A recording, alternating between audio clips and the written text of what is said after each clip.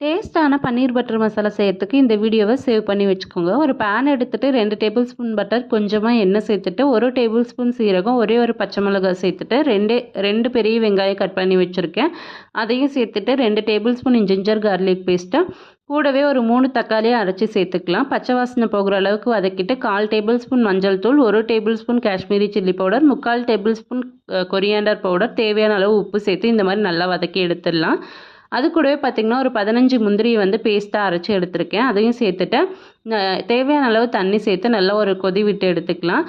நல்லா ஒரு கொதி வந்ததுக்கு அப்புறமேட்டு பார்த்திங்கன்னா நம்ம கட் பண்ணி வச்சுருக்க பன்னீரையும் சேர்த்து ஒரு மூடி போட்டு ஒரு 8 நிமிஷம் போல் வேக வச்சு எடுத்துக்கலாம்.